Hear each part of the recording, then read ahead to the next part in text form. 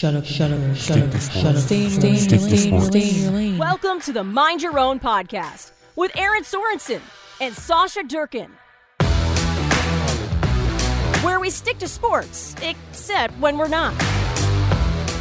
Hello and welcome to another episode of the Mind Your Own podcast. I'm Erin. I'm Sausha. And I was just telling Sausha that if you hear anything like lawnmowers, birds, the ever-present humming fan of my computer, outside of that last one, I actually have the window open right in front of me because it's like the first day in a long time where the humidity is not awful right now. So I'm taking full advantage of that before it gets hot and humid again.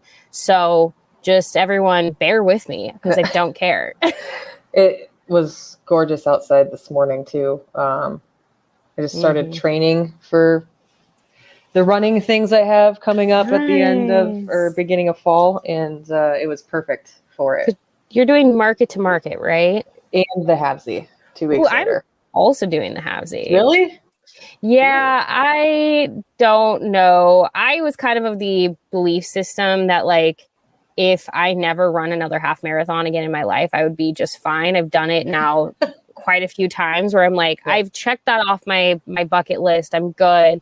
But my husband really wants to run a full marathon and wants to shoot for the Lincoln full marathon next spring.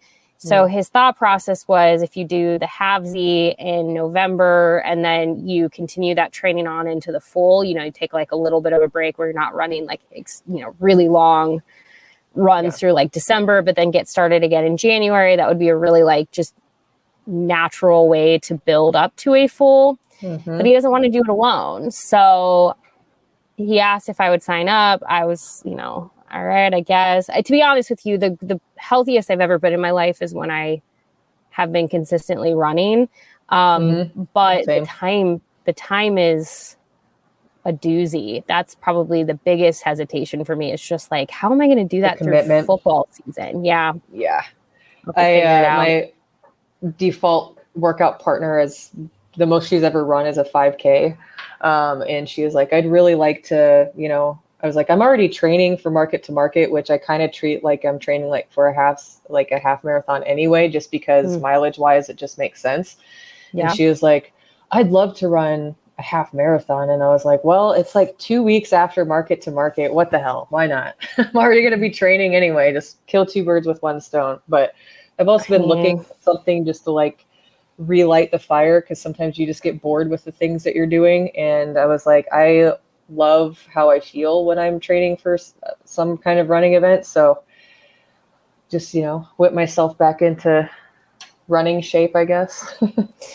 That's truly how I feel. Like, I know, for instance, I have been trying to kind of get back into just consistently working out. And yesterday I decided, over the weekend, I actually decided to buy a basically desk topper for our treadmill so that I can walk while I'm working if I want to. And I used that yesterday for the first time, walked 2 miles while I was working and just doing some stuff. Yeah. And then I typically take Scout for a walk during the day. So there's that. And then I also did a boot camp and another walk. And so it's like, I think I walked like 4 something miles yesterday. And then on top of like the boot camp, which was about 1.5 miles of running total, like that's a lot. Like I can't say that I will be committed to that every single day, but even just the treadmill, just like having that to walk on when I'm doing something, not like right now. I mean, y'all don't need the extra noise of me walking. But even just like using that as like a way instead of just sitting all day. So I'm trying, because I do feel like I felt so accomplished when I was done yesterday. I was like, oh, I feel like my mental health is better. My physical health is better. But to be honest, it's just like the time commitment, which is like, I know it's not hard sometimes to find 30 minutes in your day, but like it can be when you're tired. Like, that's the thing that I always say, like, I appreciate about Meathead Test Kitchen, because you and Sadie both keep it very real. But I think one of the hardest things about just overall health and training and commitment is that people try to tell you like it's just 30 minutes. You find that time and it's like, yeah, maybe I have 30 minutes in my day, but honestly, I might be exhausted. I might be burned out, and like getting that 30 minutes to like get off the couch or stop watching TikTok or doing that can be a challenge on its own. So my favorite Peloton instructor, every time you get on any of her workouts, she always says half the battle is done. It's check done. You showed up. And it's like, it's true. That's a huge piece of it. And so I guess like I'm just going to have to figure out how to like show up during football season. Yeah, Brian wanted to like hang out last night for a little bit. And I was like, well, I was planning on running at 5:40. Like I wanted to get up and like, I didn't know what the weather was going to be like. I also wanted to do it. Like, I just know how my day is going to be today. And so I literally, my alarm went off this morning and I was like, I don't effing want to do this, but it's only 2:25, like get up, go, because you'll feel better. And like, I'm so glad I got it done this morning, just because sometimes like literally just, if on Meathead Test Kitchen, like we refer to it all the time. Like if all you can do is the warm up that day, at least you did the warm up. Like, and 9 times out of 10, once you get through the warm up, you are good. So I got through my warm up and I did it, but I was like, here we go. We're doing this. There are times where like you'll join a class like in Peloton and it's like a 5-minute class, and they always are really good about saying this, and I appreciate this because they'll say whether this is a part of a stacked workout, like you're coming from another class or you're going to head to another class, or this is just your workout today, is this 5-minute ab class, you can get a lot accomplished in 5 minutes. Like don't tear yourself down if this is your workout today. Like you showed up and you moved. Habits are just showing up and consistently showing up. And that doesn't mean, like I said, what I did yesterday is not going to be feasible. And if I made that my expectation of every single day, I'm going to work out exactly as I just did today, I would burn myself out so quickly on it. So it was like yesterday that worked for me. That might not be the reality today, or it might not be the reality tomorrow, but that's okay. And, long story short, I'm now in this with you. We can run the Halfsy together. I'm not very fast, so I'm not either. Actually, like last little bit on this, but like my running partner, like like I said, like hasn't ever had to like train for anything long distance, which is totally fine. But we just like got the mileage in this morning, and that's all I wanted to accomplish. She goes, I feel so bad. And I was like, why? She goes, I felt like I was slow. I'm like, dude, no. We're not looking at pace. We're not looking at how long it took today. We're not even looking at that the first 3 weeks, because we have an extra 3 weeks off, instead of just a 12-week program, we're going to do 15. Don't worry about any of that right now. We're just getting the work in. That's all we're doing. I don't care about any of that stuff. Like you did the thing and you're not used to doing the thing, and that's freaking awesome. And that's all anyone can ask. Like everybody crosses the finish line, whether it's, the fastest mile you've ever run in your life, if a slower mile than you wanted to. It's like, I think that's the thing that like, it always goes back to me, like when, like, for instance, having run half marathons and see the support, like the support is equal for the first person to cross the finish line and the last person. Right. And so like knowing that like if you cross that finish line, that is an accomplishment. Like it doesn't, yes, you might have goals for yourself of like, I want to try to finish in this much amount of time. But like for me, I'm like, if I just cross the finish line, great. Yeah. Fantastic. Yeah. Yeah. It's hard work. It's not for everybody either. It is not for everybody. Just like Nebraska, the state. We'll see. It's not for everyone. We'll see if I am in the same mood of like, it'll be great. I just have to start kind of like game planning, because the biggest thing for me is I need to look at my training schedules. I don't know if the training schedule that I've used in the past is going to be, I think it might actually work, because like I think typically the long runs are on Sundays. The hard part is going to be whenever I'm traveling and getting home. Do I shift that to Mondays? But Mondays are usually typically my busy day. So it's just going to be one of those things of figuring out like how that training schedule works, and it'll be fine. We'll get it figured out. It's just, this is just going to be a new experience. It'll be great. It's going to be awesome. It's going to be awesome. But I was telling Sausha before we got started on this that first and foremost, I guess before we hop into this, if any of you are going to be running either market to market or a half marathon anywhere, whether it's the Halfsy or anywhere in this country, let us know. We'd love to hear what you're doing, what you're up to, or even if you're just, training for, it doesn't matter, like a 5K or just nothing at all. Tell us what you're up to. Yeah. We'd love to hear from you. I'd love to hear from you. You can always email us at mindyourownpodcast@varsity.com, or you can just tweet at us at Erin Sorensen, at Sausha72. But speaking of contacting people, I sent this to Sausha before we started recording, and it is behind a paywall. So if you go and look for it, if you don't have a subscription to USA Today, you won't be able to read it. But it does. The point of the story is the same, regardless if you can dive into the details. But the headline is "Creeps, Threats, and Untraceable Calls. Women who cover sports on TV share their stories." Now, this is focusing on women in sports television, but it really is very, it fits for anyone, any woman who covers sports. And it actually kind of triggered me a little bit. And I think where this is coming from is these stories that are continuing to be told as we talk about 50 years of Title IX and just sort of where we're at this state, and like how far have we come? How far do we still have to go?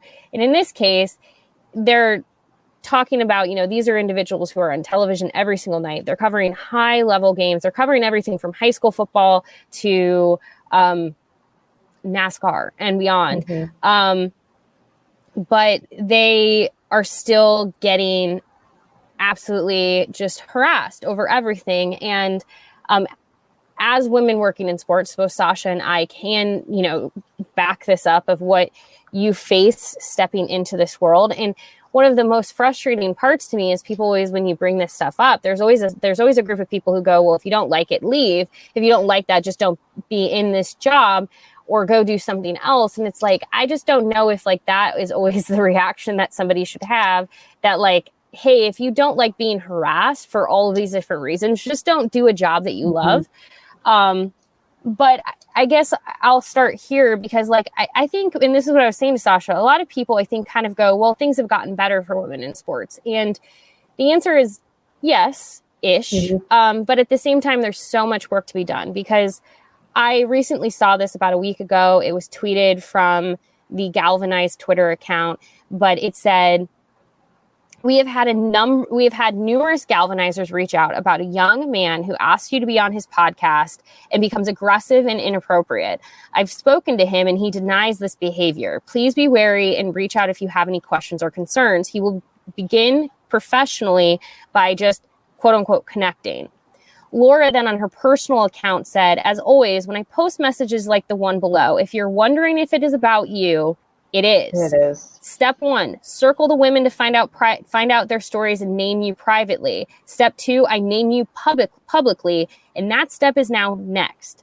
So she's basically saying, I'm giving you a chance to get your shit together without me publicly naming you. But the second that this comes back up to me, I am going to name you publicly for everyone to know what you're doing.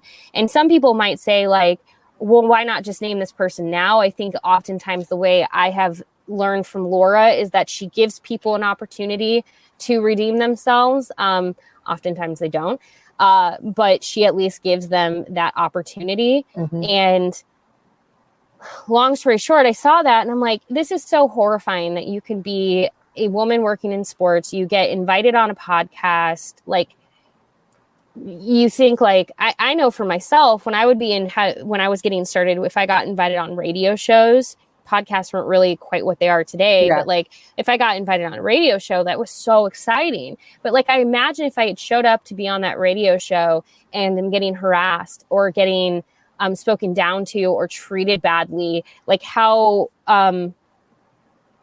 just like one, terrifying that would be, but also how just like you suddenly start questioning everything. Like, what am I doing here? What is going on here? And so I'm thankful for women like Laura Oakman and then Galvanize for stepping up for women. But the reality is we're seeing from this USA Today article, which is no surprise to us. But for some other people, like, this is very real. It's still very prevalent. This is still happening. There are still as the headline says, creeps, threats, and untraceable calls and all kinds of things that happen to women just trying to do their job in sports. Mm-hmm. Yeah. And I think it's really frustrating. Like you mentioned, just that, like, yeah, there have been strides that were taken, there have been steps built on the staircase. However, there's still a lot of work to do. There's still, for whatever reason, it seems like, especially with females or female identifying folks in sports that are front facing, that people feel like they automatically are warranted or guaranteed access to you. Mm-hmm. And it can be really scary. And it's also, I think probably disheartening is the word that I would use. It's like, yeah, we've taken strides, but sometimes then you still continue to see this happening, and it's almost like a step backwards. It's not fun, I will say that. No, and it's hard for me because I will say, like, I have insulated myself pretty well, where like I have, you know, I've muted enough people, I've blocked people. I don't see a lot of things, but there are instances and times where somebody slips through the cracks, and you know, it just becomes I don't know. It just becomes like this thing where it's like every so often when something slips through the crack. Now, I know that, like, whenever, like, for instance, we have an episode of this podcast where we talk about something that is a possible hot topic for people. Like, I know the comments that is going to warrant. Like, I go into that already, like, pre-aware of that. I am accepting in that moment, like, this is mentally prepared. Yeah. And I mean, it doesn't make it okay for some of the things that people say, but I have, like, accepted by talking about this that, you know, we're going to get some haters as a result. I think the stuff that is always really frustrating to an alarming degree is just when, like, it's unwarranted, where you're just existing and somebody comes out of the way to tell you that. I mean, in my career, I have heard everything from I only have my job because I'm pretty, but then after our accident, like, I only have my job because people feel sorry for me. But then at the same time, like, it's really too bad that, like, I have scars on my face now because I'm not I don't look it's always been like this thing where it's like, I'm either too pretty to be smart about sports, or it's a shame that I'm no longer pretty and people don't want to listen to me about, like, it's like this, like, cognizant thing where, like, people like the cognizant dissonance of just, like, changing sort of, like, my worth in my role based entirely on how I look. Appearance. Yeah. And I mean, it's those things where, like, I understand that, like, for instance, the other day I wrote about Nebraska's recruiting and how they don't have a running back in the class. All of the conversation around it was just fine. Like, no one came out of the woodwork and was like, you're an idiot. But, like, unfortunately, there are people who, even 10 years into my career, who want me to prove that I know what I'm talking about, or prove that, like, what do you mean? How do you? And it's like, oftentimes, like, I don't entertain it, but there are also times where I'm like, I've been doing this long enough that, like, my perspective on this, like, there's a reason I have this perspective, because I've put the work in. I know what I'm doing. I don't need you to, like, you don't have to like me, but you better at least respect me, because I've put the work in. I'm not walking into your job and being like, this person sucks at this. And I don't know. It's just, like I said, I think people don't realize how prevalent this still is. Yeah. I've seen it specifically. I mean, not so much like it's certain spaces, to be honest with you. It's really weird. I've noticed it, I think, probably the most just personally, like on TikTok, if we do a live or something. I mean, I've been called fat. I've been asked who did my eyebrow. It's just like, it's always superficial, like, has nothing to do with what we're talking about or the information that we're putting out there that we've researched and know about. It's always an appearance thing. Or, I mean, we're pretty locked down on most of our stuff, and I am just on my social media, so I don't get too many people that, I mean, you can't even, I don't think, send me a direct message unless, like, I'm following you or something. I set it up that way because I just don't have I don't have the time. But I still see it heavily everywhere, that people are like, oh, and people, honestly, I'm super proud of a lot of folks for literally not putting up with people's shit and outing people for being awful human beings. Yeah. And I mean, like, I sometimes think about like maybe the things I'm missing out on, where, because like it's not as easy, like for somebody to get in touch with me personally, and I don't have my DMs open on really anything, for them to get in touch with me, you know, they're having to go out of their way to find my website, click on the contact form there, it gets filtered from there to me. And so like, I think about sometimes, like, is there somebody who'd like to partner with me and like do something, and like I'm not as easily accessible and available. But the reality is like I have to protect myself and my peace, because a friend of mine who worked in sports media for a long time, but has been out of the industry for like, I think almost 5 years at this point. She has posted on Instagram pretty openly about being stalked and harassed by this man who followed her from her sports media career. And his whole thing with her is like, she's very outspoken. She's very blunt with her feelings on things. And like, she talks very like directly about, you know, right now, especially with like women's rights, she just doesn't mince words, I think is the best way to say that. And she has clearly upset this man, who she points out all of the time. Like, I haven't even worked in sports media all the time. And he comes along to basically remind me that I need to stick to sports. And she's like, I don't work in sports media. But like, he goes to the point where every time she blocks him on any account, he creates a new account. And so then you might go, but Erin, I thought in some of these, when I block somebody, I get the pop-up that says I'm blocking them in any new account that they create. Well, believe it or not, those don't always capture every single new account that somebody creates. And so this guy continues to get through every single filter and that you is can put. Create a new email account. And this guy, like, he just continues to harass and badger. And she has gone to the police about it. She has reached out to all of the social networks about this to like try to get them to like do something. And oftentimes she's met with responses from these different social networks saying that he has not done anything wrong. He hasn't like violated their terms of use. The police are basically like, you can get a restraining order. And she's like, what does that do? Like, it doesn't do anything when the person isn't like near me. So it's like, to be a woman in this space, if you come across somebody who just either has decided they hate you to the degree that they aren't going to leave you alone, or they love you to the degree that they're not going to leave you alone. Like, you are so unsafe, because people will seek you out.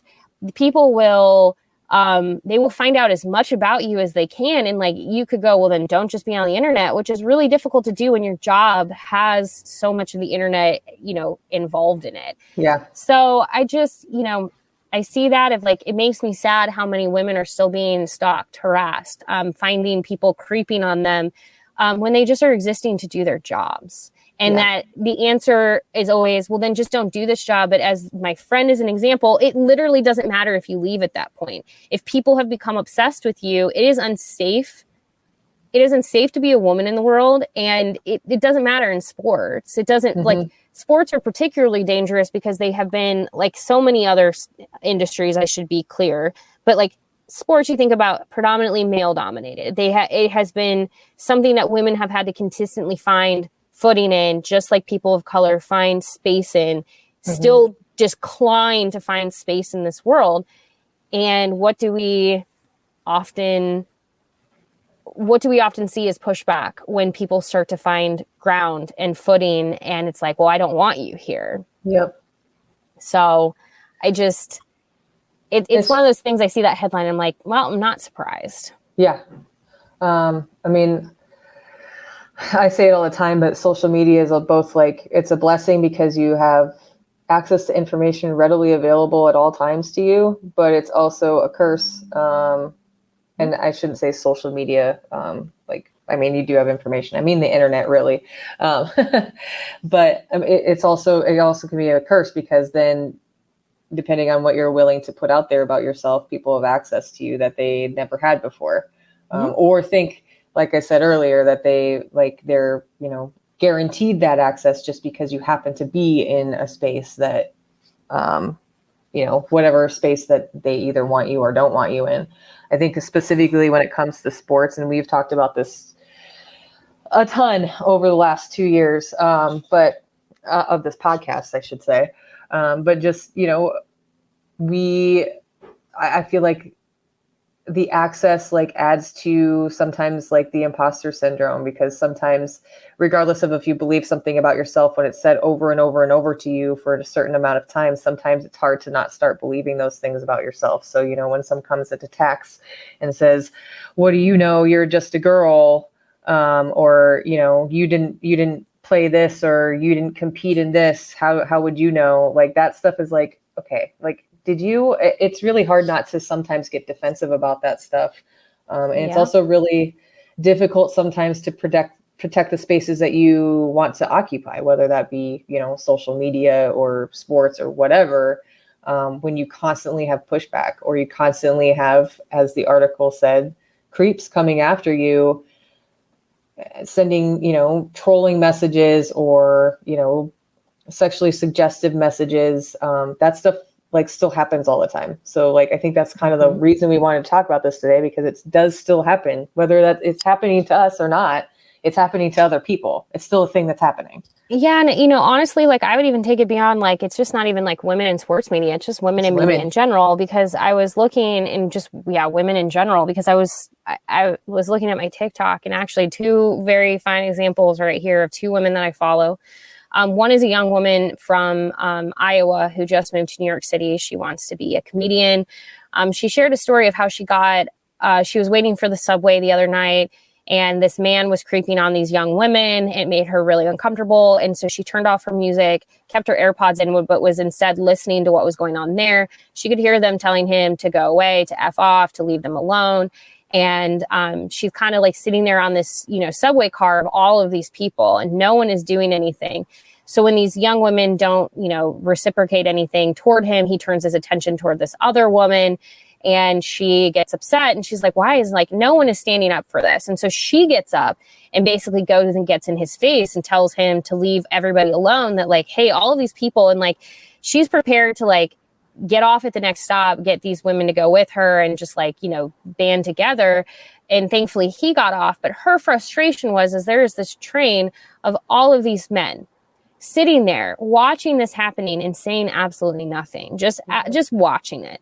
And that's, I think, the hardest part for me, is oftentimes in this job, I have been met with things where I watch every single, I mean, most of the people around me are men, and something happens and I watch all of them just say nothing to keep the peace. They'd say, I had an incident that happened this last year where somebody got in my face over something. It was truly on them. They were being really unreasonable.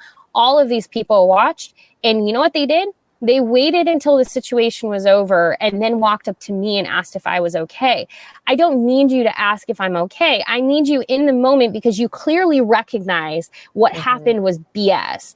You clearly recognized it, but instead of addressing it and stepping in and being hold up, you're out of line. You can't speak to someone like this. Instead, everyone waited for the situation to essentially be dealt with by me, and then came to check on me. The point, don't check on me. I don't need you to see if I'm okay. I'm fine. I've existed in this world long enough where I can handle myself, but I could use you in the moment stepping up and saying something to this man, because that is the only way he is ever going to learn that what he is doing is not okay from you. He doesn't care what I have to say. But coming to check on me, what is that doing? Yep. It might make you feel better in that moment. You might suddenly be like, well, I care about you, so I'm doing this. But it doesn't do anything for me. And then when I say this now in hindsight, I promise you there are people who'd hear that and be like, well, you're being so ungrateful. They were just trying to check on you. And that's the part where you just can't win then, because it's I'm trying to tell people, here's what could have been beneficial in that moment. And I'm instead being met with, well, why don't you just appreciate me caring? Like, I didn't say I didn't appreciate you caring. What I'm saying is that the way that you make stuff like this stop is by saying something to begin with. Yes. We had a comment on the video the other day that was like, tell my gym bros that. And I was like, you tell them. You go tell them that this is unacceptable behavior and they shouldn't be doing this stuff. You go tell them, because they are not going to listen to me. They're not going to listen to Sadie.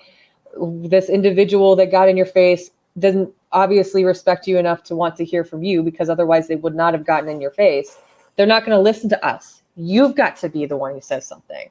That's what we're trying to get at here. Like, you stop behavior. Like, if there's somebody in my life, example, my grandmother is older. She'll be 90 this year.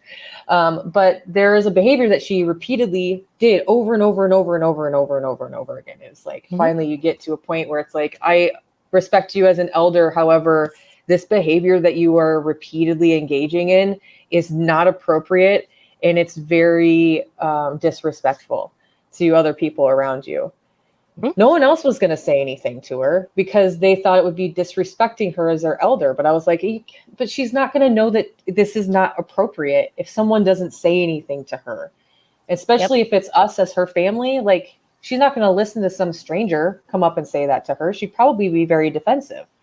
That's what we talk about with influence. Like, when we say that, like, you don't have to have like 1 million followers on social media to have influence. Your influence is very much in the world around you. And I don't know how many times we're like, I even say to the men in my life who go like, yeah, this whole thing with Roe v. Wade is bonkers. I'm like, yeah, you need to be telling your buddies that. Like, I don't know how many men I saw that I know where their wives were talking about things on social media. Their wives were the ones sharing, like, this is a story, this is a situation that happened to us, but their husbands were the ones noticeably quiet. And that is where I'm like, you need to be the one to speak up. You need to be the one to say something. You need to be the one going into your group chats and saying, hey, this is a thing that happened to my wife and I, or my partner and I, and like, this was absolutely insane. This is how I feel, because there's somebody in that group chat then that is going to have a different perspective by hearing it from you.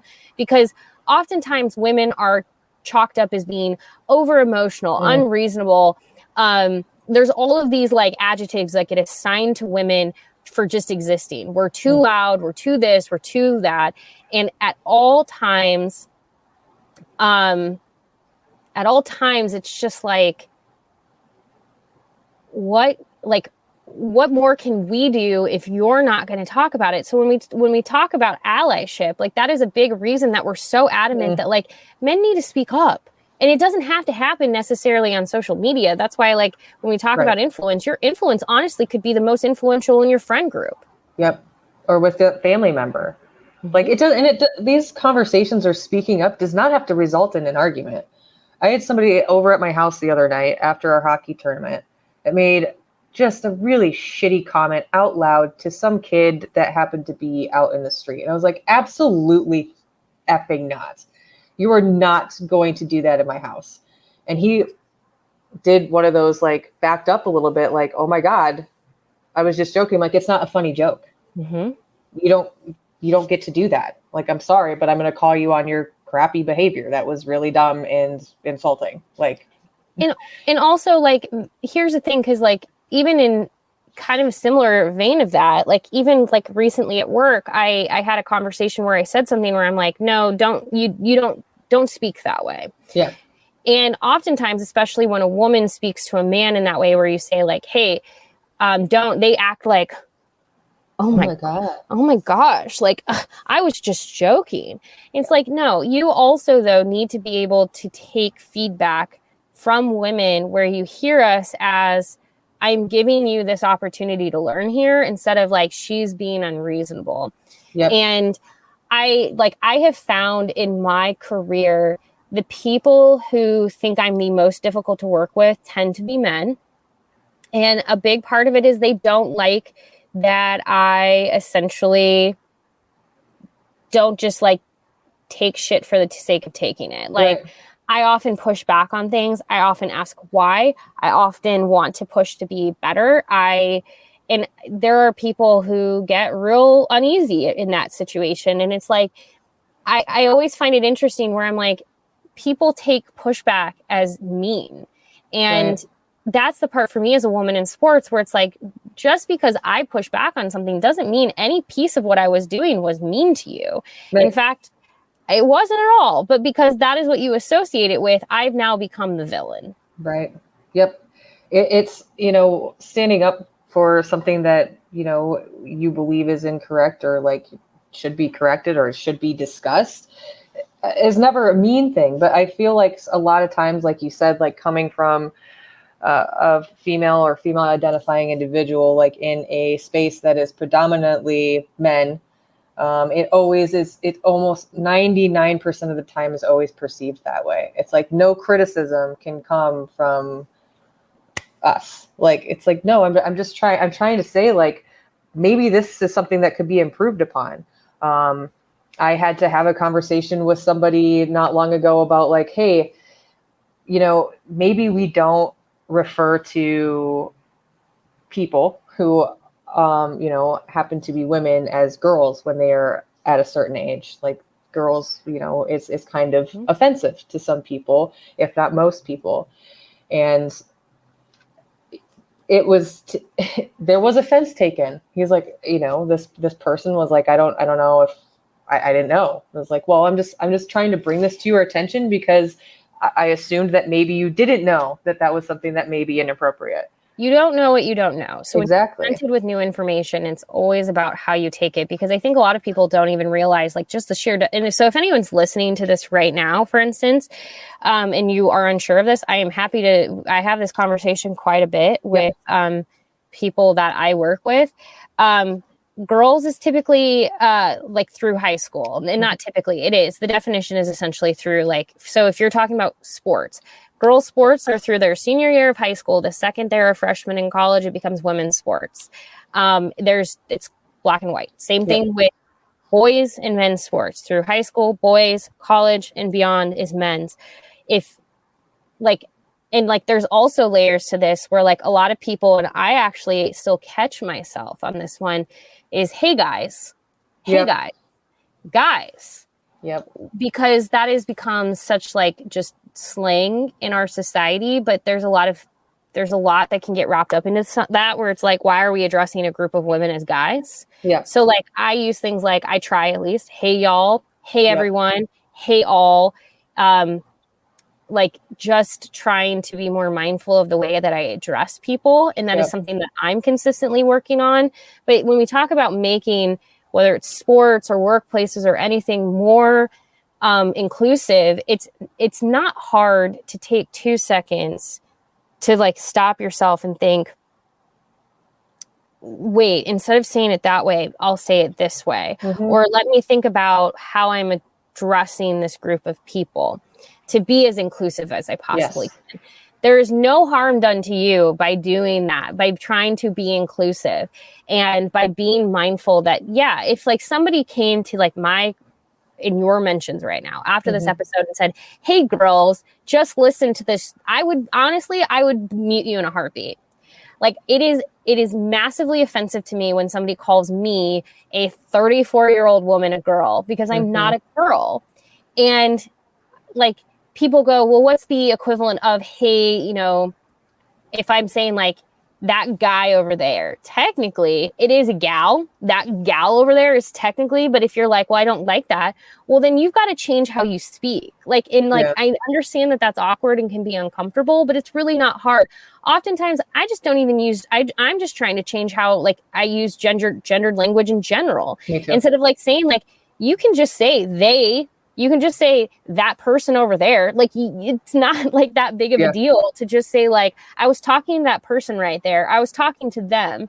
And like, you can remove honestly any of that from it where you don't even have to worry about it if that's something that's going to be such a big deal. The only reason that I know how often I say or used to say you guys is because of how often I say you all now or y'all.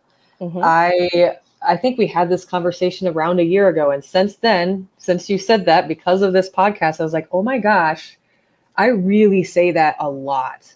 And I've really worked to just, and it didn't take that long. It was literally just doing it. It's like a habit, just like slang becomes a habit, like you guys or hey dudes or whatever. Like it literally is, it's a word change. That's it. It's one word. And I think also, I think that's also a big piece of like media. So when we, to kind of make this all full circle, and I think that this is really important, is when we talk about women getting harassed and, you know, getting creeped on and all of this stuff, I think what we can do in the media, and men in the media especially need to be very cognizant of this, is you can bring legitimacy and change perspective in the way that you talk about things, in the way that you shift so if you say, I'm here with a group of, you know, amazing women, like just saying women instead of girls legitimizes everybody in that situation in a way very differently. Yeah. And I think if we don't kind of be more cognizant of how we speak about people, it allows people to think it's okay to just talk about them in a way that's like, you know, oh, well, you're not treating them this, like you're treating them like whatever, like they're not as good at their job or as whatever. So I can too. I think like knowing like how we treat the people around us, treat our coworkers, treat the women in media that we work with is going to have an effect on the people consuming their media as well. I'm not saying that men in sports media are, that is a really loud truck.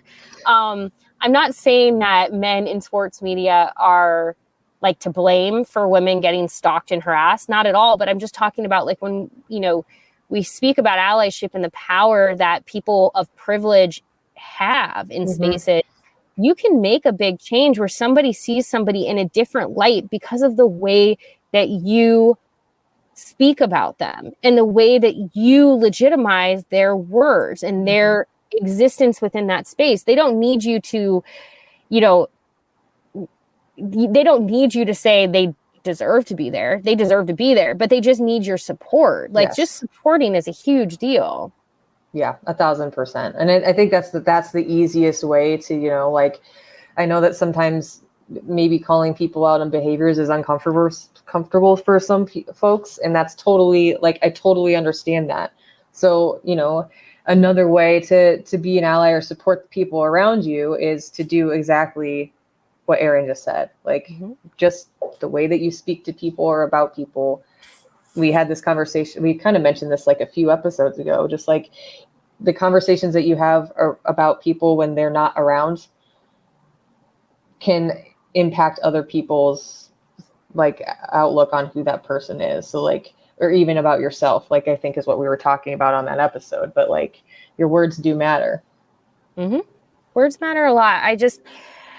I don't know. It just like bums me out whenever I see these stories continue to come up because it's like, yes, it has gotten so much better. Like I think about like when I started on this beat 10 years ago, like I was one of like the only women in any spaces. And now there are women both behind the camera, in front of the camera, other beat reporters, like interns. There's all these women that are working themselves into this space. The thing I just don't want to happen is to continue to chase them away. And I think about places like Nebraska where it's like, I don't want women to be like, I want to be in sports media, but I don't want to be in sports media here. So it's like, how do we change that? And there's often times where I will say, like, I speak to classes of journalism students and I say that exact thing because I feel like you kind of have to start with people who, in my opinion, are young and they're not yet like set in a way where it's like we can change perspectives with your age group.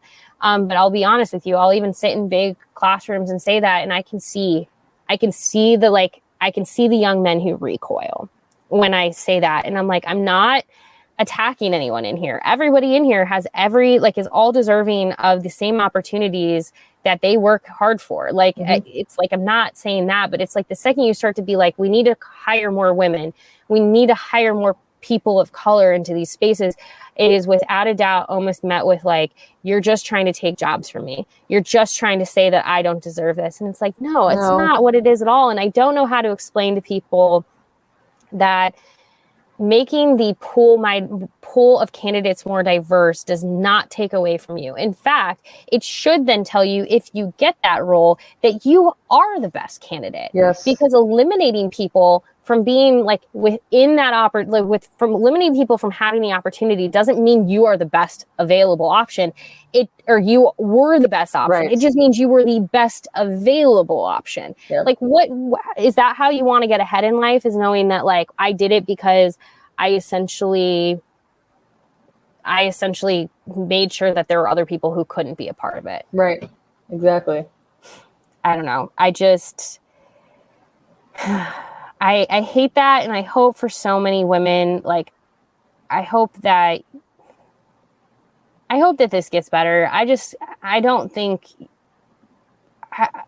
girls should have to grow up in a world where like this is something where they have to think about like, is the job I'm going to go into, whether it's science or sports or this or that, like I'm going to be met by people who are going to like hate my existence here because of just something that I like. It has no bearing on my ability to do my job. Right. I don't know. It's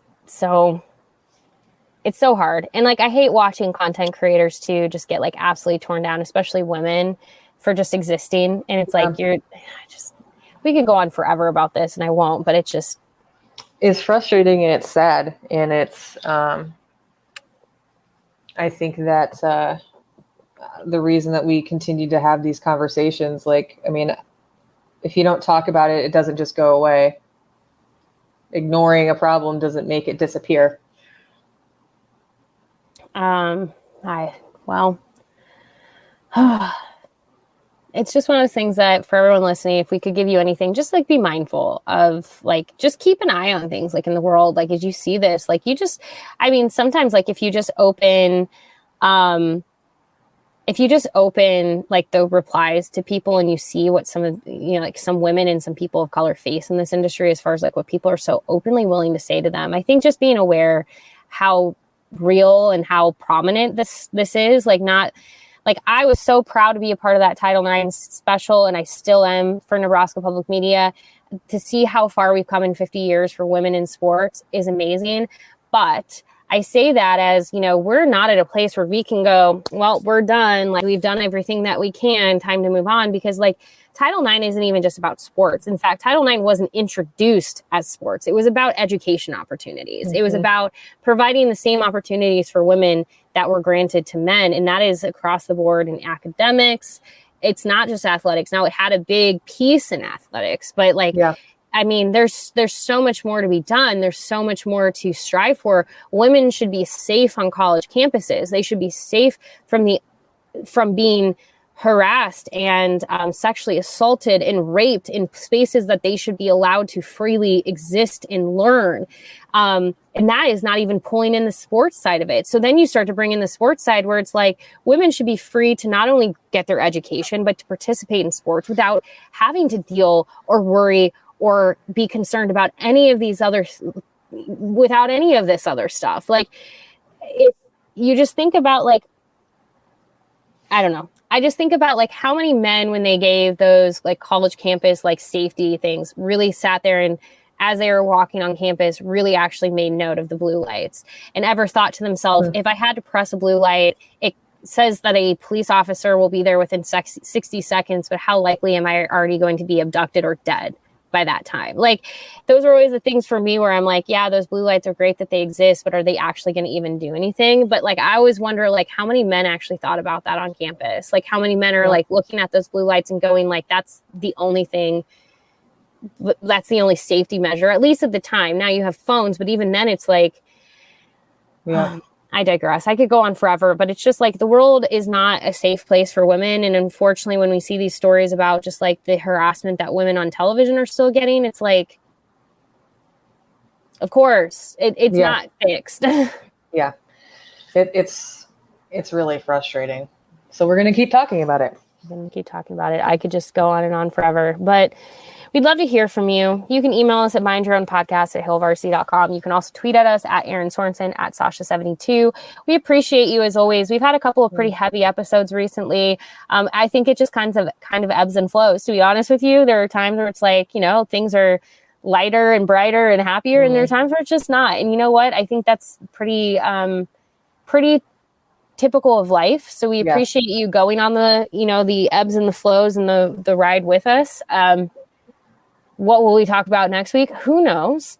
But football season is going to be here before we know it, and it's just going to be full steam ahead. So I say just football season, but it's also volleyball season. It's also women's soccer season.